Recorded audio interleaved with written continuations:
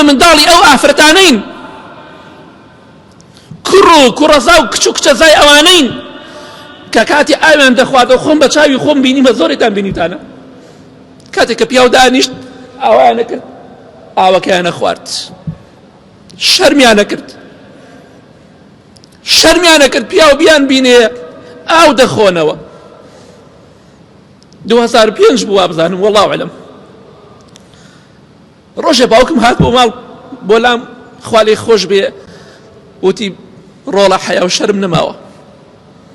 وتم بۆ باوەکیان بۆ حیا و شەرم نەماوە؟ وتی چونێتە ژنمارە بڕینێکەوە، خۆ بە شتێکی ئاساییە. سەیری ئەو خەڵکە بکەن و خەڵکی ئەمڕۆی چۆنە.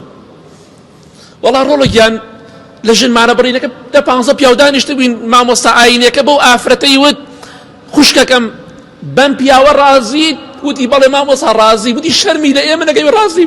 خۆ ئەحتیادیە، مەبەستم ئێمە مناڵی ئەوانەین، بۆ ئەمان لێ هاتووە، بۆ کچەکانمان ئەوەی لێ هاتووە، بووکەکانمان، خوشکەکانمان، کچەکانمان، ژنەکانمان. حاشا لەوان دەکەین، وەڵڵا ئینشاڵڵا لە بەهەشتی خوادانەوانە، چونکە بە شەرم و حەیاوە ژیان و مردن. پیاوەکەیان بەدڵ نەبوو خیانەتیان نەکرد، پیاوەکەیان بەدڵ نەبوو زینایان نەکرد. ئێمە مناڵی ئەوانەی با لە خۆمان بایی نەبین، خوا بە ئاگری دۆزەخ لوتمان دەشکێنێ. ئەوانە پێشکەوتوو بوون، ئەوانە عاقڵ بوون، ئەوانە ژیر بوون، نەک ئەوانێک ئەمڕۆ سافیرن. بێگومان ئینسانی ئیماندار زۆر بەخیرەتە. پێغەمبەری خوا فەرمووی صلی الله علیه وسلم الحیاء من الإيمان والإيمان في الجنة. حیا لە ئیمانەوەیە، شەرم و حیا لە ئیمانەوەیە. ئەوەشی ئیماندار بێ لە بەهەشتایە. باشە زۆرێکمانەوانی کە تەمەنمانەیە، کۆمەڵە ئافرەتێکمان بینی، دایکمان، نەنکمان، ئەوانەی کە پورمان، کە سوکارمان بینیمان، ئەوانەی کە تەمەنێکمان هێشتمان بینیوە، بە تایبەتی ئەوانەی 70 و 80کانیان بەبییدە و پێشتریان بەبیر دێ.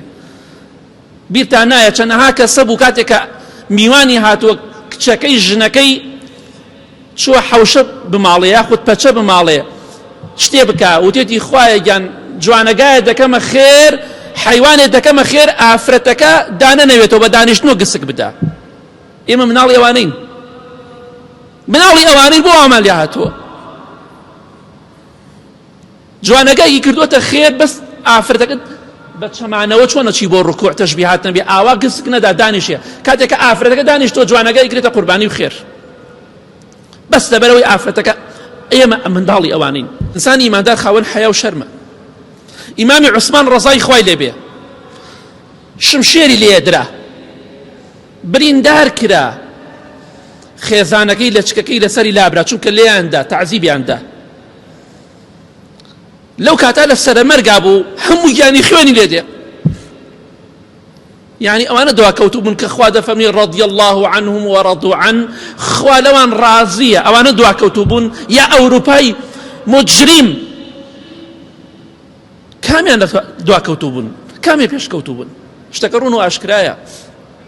إمام عثمان رضاي خوالي بي فرمي بخيزاني فرمو لچككتون كباقجت بدر والنبي والله أجر قجكيتو ببينم لو بيم قصرك يسمى تيدا أم حالة ناخوشك همو جانب خويني لدي لسر مرقام والله أمام بيه خوشتري لو يكا قجت ببينم خلقي قجت ببينه بشرم بحيابه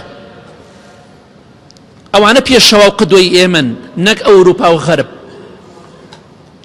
والله أمسر مرقي من كهمو جانب بريندارا أوام بيه خوشتري لو يكا قجت دركويه بو كسي مجرم كدهاتو من بكوجتو بكوجت بو يخوش ويستان إمام عثمان رضا إخوالي بي هاوشيويتو كو أمرو كو چي بياوك هاوشيويتو يا أمرو آبوشيوي بي برامبر بخيزاني آوا بغيرت بي برامبر بكچكي آوا بغيرت بي بهشتان بيروز بي بهشت قابيلي إيو بونك يمي خراب بهشت قابيلي إيو بو رضا إخواتان لي بي بغيرت بون بحيا بون بشرم بون في غمر إخوة صلى الله عليه وسلم بيتنا وبازاري إيموا بيتنا وشاي وحفلكاني إيموا وزانكوكاني إيموا حاشا من ليتكات